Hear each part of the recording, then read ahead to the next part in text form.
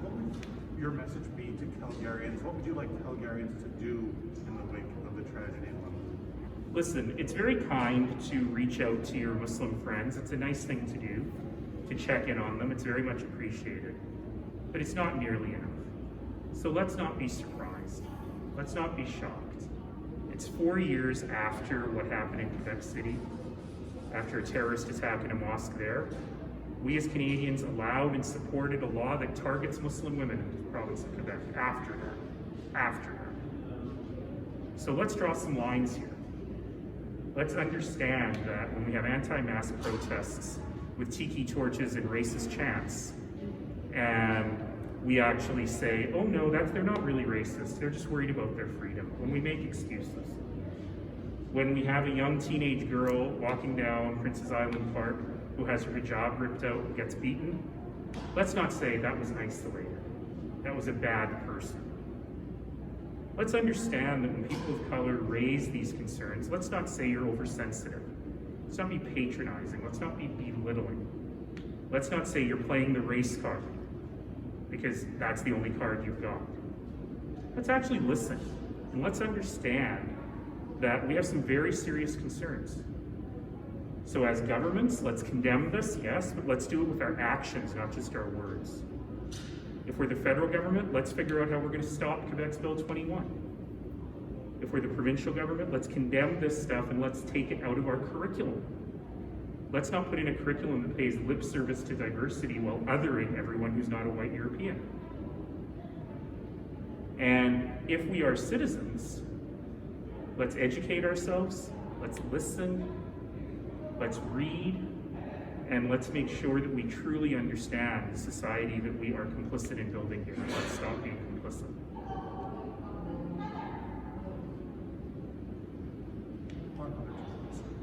Other topics. You got the update this morning on the city's response to the White News Flying report. Obviously, there are some things that have changed since that report came out, but what's your assessment of how Calgary is doing? We've still got a lot of work to do. We've done a lot of the symbolic things.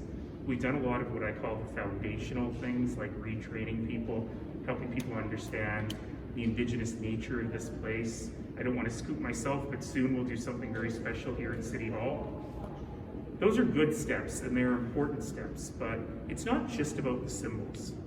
I told a story today in committee about how I had the chance last week to spend some time virtually with some students from Sir John A. Macdonald School, who are building a new Indigenous garden in front of their school with the help of Blackfoot Elder. And listening to those kids talk about the weight of history and the weight of the name of their school made me understand that people who go on about cancel culture, I mean, what is that? The residential schools literally were trying to cancel the culture, so don't patronize people by using that kind of language. But that our conversations about renaming schools and symbols and stuff are important, but they're empty in the absence of true reconciliation. And these kids at this junior high school totally understood that. I cried, they cried, we all cried, but they actually really understood the weight of reconciliation as a Canadian in a spirit of gratitude that they live in a country where it's possible. And that's where we need to go. We need to all be more in that direction.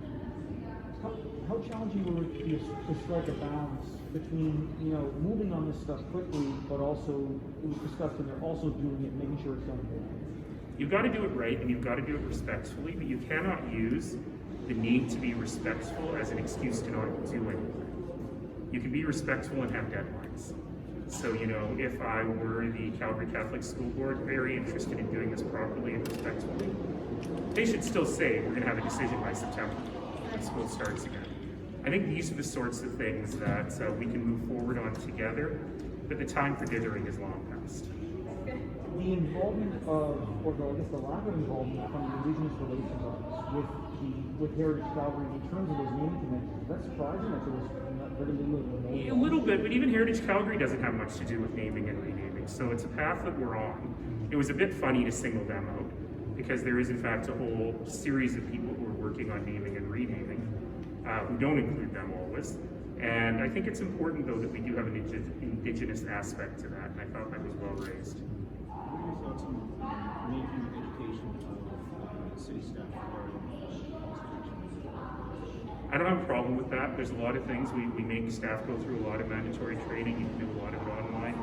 And I think helping people understand indigeneity in our community is probably a very smart thing to do.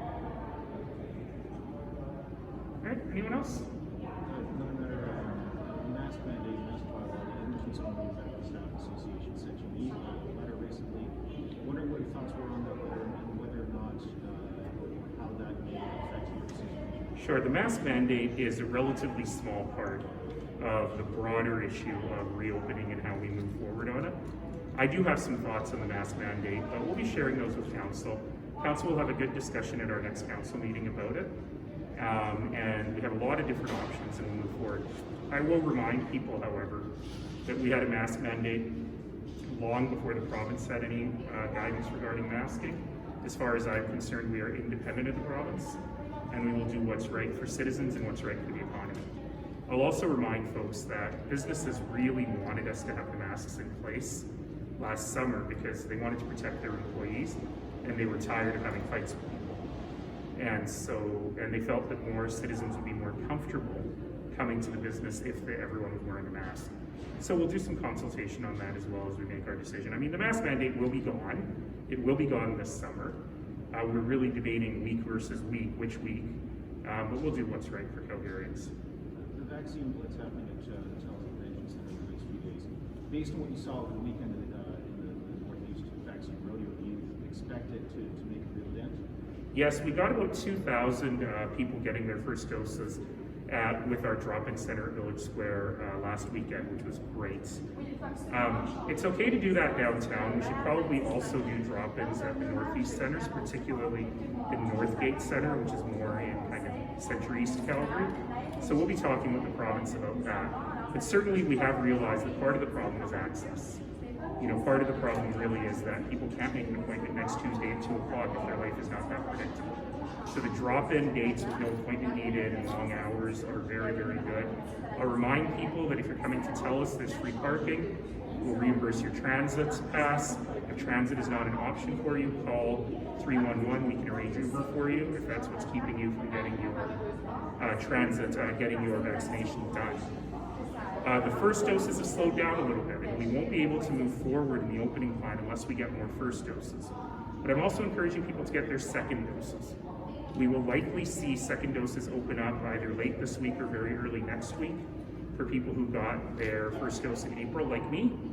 And I really encourage people to get their second dose quickly as well, because that Delta variant is scary, it's spreading quickly, and it's not as responsive to the first dose. So we want to get people getting their seconds as well. All right?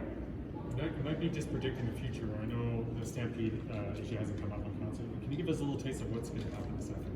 Well, this afternoon is a specific conversation about the finances of the Stampede. I imagine some of my colleagues will have some questions around the plans for Stampede 2021. And I don't think the finance thing will be much of a problem. We've been able to help nonprofit organizations throughout the community. We'll continue to help these guys. But I imagine there'll be some other questions as well. There isn't a cash ask there, right? It's just a credit facility. Well, yes, that's right. It's not really a cash ask, but it does have some implications on the overall debt situation of the city.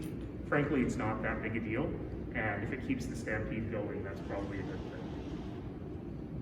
How detrimental is it that this does go forward? It sounds like there could be some defaults possibly if nothing's done, or how? Yeah, that's right. You know, the way this works is the Stampede is an independent nonprofit organization, but the city does guarantee some of their debt in order for them to get lower rates and more access to funds. And this is just a matter of the city stepping out and saying, yeah, we're still here for them. If that wasn't there, then and some of the debt became due and they'd have to negotiate with the banks, it could be an ugly situation. Okay, thanks everybody. Thank you so much.